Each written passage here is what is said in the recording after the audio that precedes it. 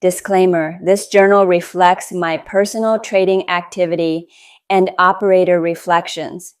It is not financial advice. Episode 11: Observing Strategy as a Bridge Between Bitcoin and Public Markets.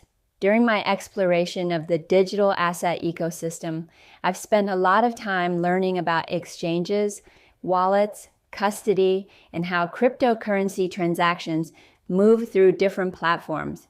But coming from a background where I usually study markets through companies and balance sheets, I naturally began asking a different question. How do traditional public companies interact with this new digital asset economy? One company that often appears in that discussion is Strategy, which trades under the ticker MSTR. Originally, the company was known for its enterprise software and business intelligence products.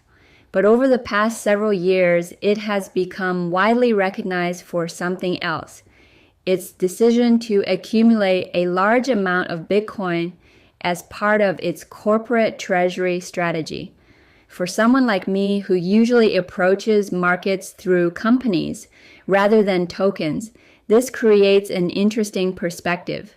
Instead of analyzing Bitcoin directly, I can observe how a publicly traded company integrates a digital asset into its balance sheet.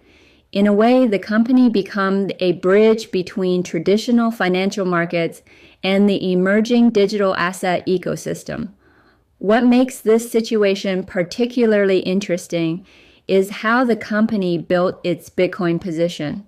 Strategy did not simply buy Bitcoin with existing cash reserves. Over time, the company also raised capital through traditional financial markets, including issuing shares and convertible debt, and used that capital to acquire additional Bitcoin. As a result, the company has become one of the largest corporate holders of Bitcoin in the world.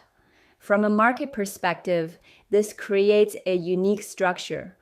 When investors purchase share of MSTR, they are still buying a public company.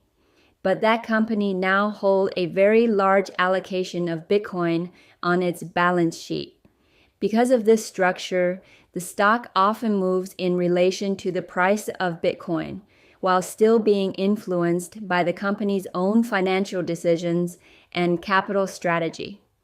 For a retail investor who is more comfortable operating within traditional brokerage platforms, observing companies like Strategy provides an interesting way to study how digital assets are gradually becoming connected to public markets.